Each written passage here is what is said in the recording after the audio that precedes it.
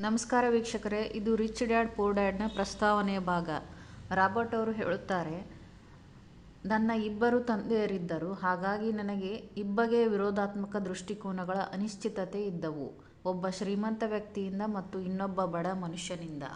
ಇಬ್ಬರೂ ತಂದೆಯರು ಕೂಡ ತಮ್ಮ ವೃತ್ತಿಯಲ್ಲಿ ಸಫಲರಿದ್ದರು. ಇಬ್ಬರೂ ಜೀವನ ಪರ್ಯಂತ ಬಹಳ ಪರಿಶ್ರಮ ಪಟ್ಟಿದ್ದರು.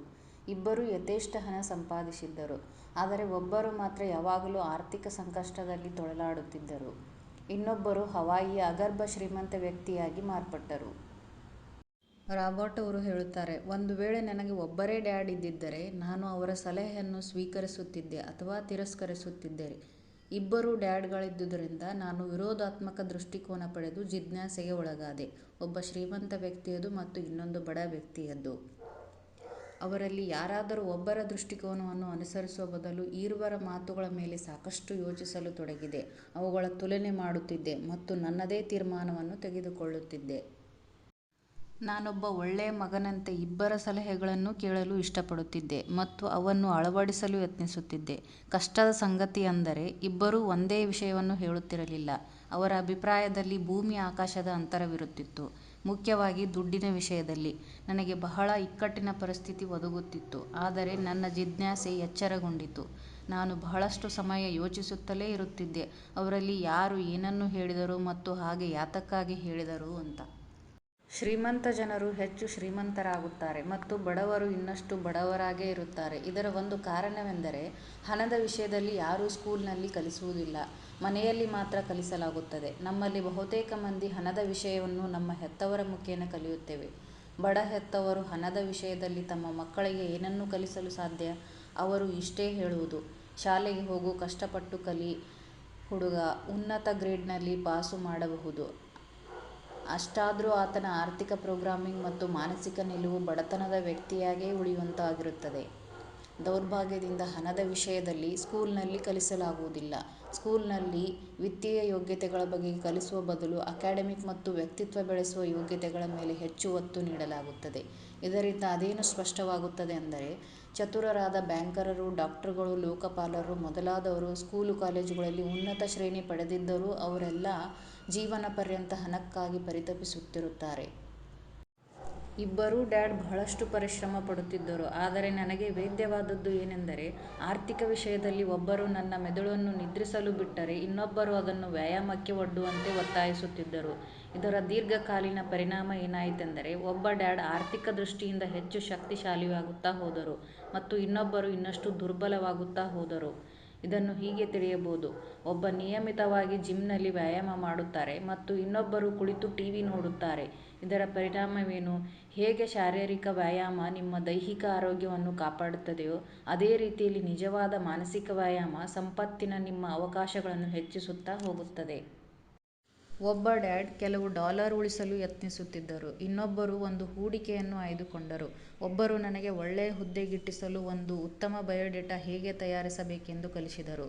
ಇನ್ನೊಬ್ಬರು ಶಕ್ತಿಶಾಲಿ ವ್ಯಾವಸಾಯಿಕ ಹಾಗೂ ವಿತ್ತೀಯ ಯೋಜನೆಗಳನ್ನು ಹೇಗೆ ತಯಾರಿಸುವುದು ಮತ್ತು ಆ ಮೂಲಕ ಅನ್ಯರಿಗೆ ನೌಕರಿಯನ್ನು ಹೇಗೆ ನೀಡುವುದೆಂದು ಕಲಿಸಿದರು.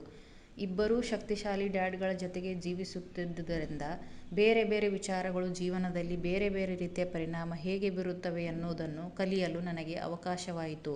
ಜನರು ತಮ್ಮ ವಿಚಾರಗಳ ಮೂಲಕವೇ ತಮ್ಮ ಜೀವನಕ್ಕೆ ಆಕಾರ ನೀಡುತ್ತಾರೆ ಎಂಬುದು ವೇದ್ಯವಾಯಿತು. ರಾಬರ್ಟ್ ಅವರು ಹೇಳುತ್ತಾರೆ, ನನ್ನ ಬಡ ಡ್ಯಾಡ್ ಹೇಳುತ್ತಿದ್ದರು, ದುಡ್ಡಿನ ವಿಷಯದಲ್ಲಿ ನನಗೆ ಯಾವುದೇ ಆಸಕ್ತಿ ಇಲ್ಲ ಅಥವಾ ಹಣವೇ ಯಾವುದಕ್ಕೂ ಮಹತ್ವದ್ದಲ್ಲ.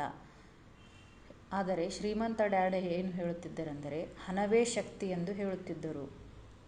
ರಾಬರ್ಟ್ ಅವರು ಹೇಳುತ್ತಾರೆ, ಅವರ ಬಡ ಡ್ಯಾಡ್ ಪ್ರಕಾರ ಅವರು ಬಹಳ ಪರಿಶ್ರಮ ಪಟ್ಟು ಕಲಿಯಬೇಕು, ಡಿಗ್ರಿ ಪಡೆಯಬೇಕು ಮತ್ತು ಹಣ ಸಂಪಾದನೆ ಮಾಡುವುದಕ್ಕೆ ಒಂದು ಒಳ್ಳೆಯ ಹುದ್ದೆಯನ್ನು ಅಲಂಕರಿಸಬೇಕು.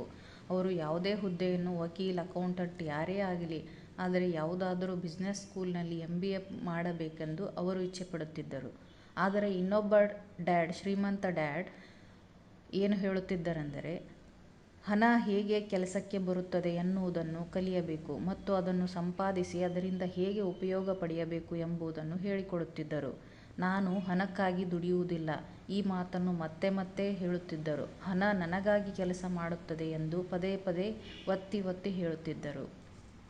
ರಾಬರ್ಟ್ ಅವರು ಹೇಳುತ್ತಾರೆ, 9 ವರ್ಷ ಪ್ರಾಯದಲ್ಲಿ ನಾನು ನನ್ನ ಶ್ರೀಮಂತ ಡ್ಯಾಡ್ನ ಮಾತನ್ನೇ ಕೇಳಬೇಕೆಂದು ತೀರ್ಮಾನಿಸಿದೆ.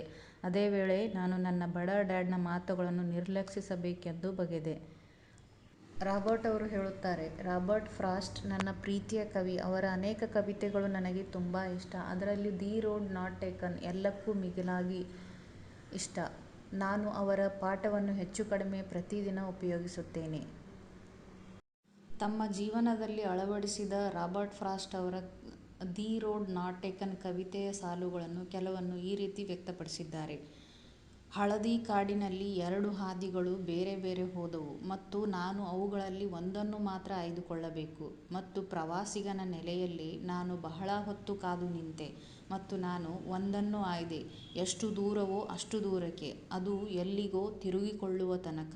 ಮತ್ತೆ ನಾನು 2ನೇ ಹಾದಿ ಆಯ್ದೆ, ಅದು ಅಷ್ಟೇ ಚೆನ್ನಾಗಿತ್ತು ಮತ್ತು ಸಂಭವನೀಯವಾಗಿ ಅದರ ನೋಟ ವಿಶೇಷವಾಗಿತ್ತು, ಯಾಕೆಂದರೆ ಹುಲ್ಲು ಹೆಚ್ಚಾಗಿ ಬೆಳೆದಿತ್ತು ಮತ್ತು ಪ್ರವಾಸಿಗರು ಕಡಿಮೆ ಮತ್ತು ಆ ಬೆಳಗ್ಗೆ 2 ರಸ್ತೆಗಳಲ್ಲಿ ಒಂದೇ ಬಗೆಯ ತುಳಿದ ಹಾದಿ.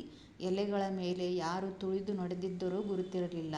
ಓಹ್, ನಾನು ಮೊದಲ ರಸ್ತೆಯನ್ನು ಬೇರೆ ಇನ್ನೊಂದು ದಿನಕ್ಕೆ ಬಿಟ್ಟೆ, ಆದರೆ ಅದು ಯಾವ ಕಡೆ ಸಾಗುತ್ತದೆ ಎಂಬ ಅರಿವು ಮೊದಲಿಗೇ ಇತ್ತು. ನಾನಲ್ಲಿಗೆ ಮತ್ತೆ ತಿರುಗಿ ಬರುವುದಿಲ್ಲವೆಂದು ಖಾತ್ರಿಯಿತ್ತು. ನಾನು ನಿಟ್ಟುಸಿರಿಟ್ಟು ಹೀಗೆ ಹೇಳುವೆ, ಈಗಿನಿಂದ ಯುಗಯುಗಗಳ ಕಳೆದ ಮೇಲೂ ಒಂದು ಕಾಡಿನಲ್ಲಿ 2 ಹಾದಿಗಳು ಬೇರೆ ಬೇರೆ ಸಾಗುತ್ತವೆ ಮತ್ತು ನಾನು ಆ ಹಾದಿಯನ್ನು ಆಯ್ದೆ. ಅದರಲ್ಲಿ ಕಡಿಮೆ ಜನ ಸಂಚರಿಸುತ್ತಾರೆ ಮತ್ತು ಅದರಿಂದಾಗಿಯೇ ಎಲ್ಲ ವ್ಯತ್ಯಾಸ ಕಂಡಿತು. ರಾಬರ್ಟ್ ಅವರು ಹೇಳುತ್ತಾರೆ, ರಾಬರ್ಟ್ ಫ್ರಾಸ್ಟ್ನ ಈ ಕವಿತೆಯಿಂದಾಗಿ ಅವರ ಜೀವನದಲ್ಲಿ ಭಾರೀ ವ್ಯತ್ಯಾಸ ಕಂಡಿತು. ಅವರು ಹೇಳುತ್ತಾರೆ, ಇಷ್ಟು ವರ್ಷಗಳಿಂದ ನಾನು ಆಗಾಗ ರಾಬರ್ಟ್ ಫ್ರಾಸ್ಟ್ನ ಕವಿತೆಗಳ ಬಗೆಗೆ ಯೋಚಿಸಿದ್ದೆ. ಹಣದ ವಿಷಯದಲ್ಲಿ ನನ್ನ ಉಚ್ಚ ಶಿಕ್ಷಣ ಪಡೆದ ಡ್ಯಾಡ್ನ ಸಲಹೆ ಮತ್ತು ಧೋರಣೆ ಒಪ್ಪುವ ನಿರ್ಣಯ ದುಸ್ತರವೆನಿಸಿತ್ತು. ಆದರೆ ಅದು ಎಂತಹ ನಿರ್ಣಯವಾಗಿತ್ತೆಂದರೆ ಅದು ನನ್ನ ಬದುಕಿನ ದಿಕ್ಕನ್ನೇ ಬದಲಿಸಿತು.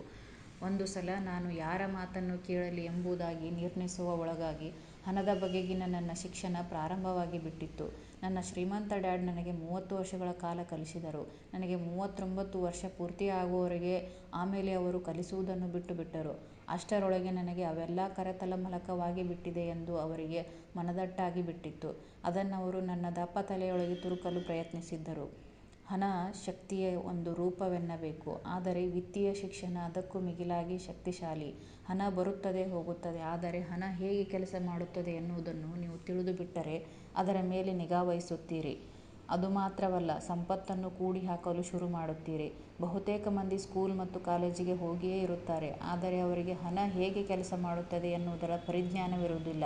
ಹಾಗಾಗಿ ಅವರು ಹಣಕ್ಕಾಗಿ ಕೆಲಸ ಮಾಡುವಲ್ಲಿ ತಮ್ಮ ಪೂರ್ತಿ ಜೀವನವನ್ನು ವ್ಯಯಿಸುತ್ತಾರೆ. ನನ್ನ ಶಿಕ್ಷಣ ಪ್ರಾರಂಭವಾಗುವ ಕಾಲಕ್ಕೆ ನಾನು ಕೇವಲ 9 ವರ್ಷದವನಾಗಿದ್ದೆ. ಹಾಗಾಗಿ ನನ್ನ ಶ್ರೀಮಂತ ಡ್ಯಾಡ್ ಯಾರಿದ್ದಾರೋ ಅವರು ತೀರಾ ಸರಳವಾಗಿದ್ದರು. ಬಾಕಿ ವಿಷಯಗಳು ಏನೇ ಇರಲಿ, ಅವರ ಕೇವಲ 6 ಮುಖ್ಯ ಪಾಠಗಳಿದ್ದವು. ಅದನ್ನವರು 30 ವರ್ಷಗಳ ಕಾಲ ಪುನರಾವರ್ತಿಸುತ್ತಲೇ ಇದ್ದರು.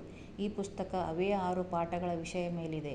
ಅವನ್ನು ಅಷ್ಟೇ ಸರಳವಾಗಿ ಹೇಳಲಾಗಿದೆ, ಶ್ರೀಮಂತ ಡ್ಯಾಡ್ ನನಗೆ ಕಲಿಸಿದ ರೀತಿಯಲ್ಲೇ.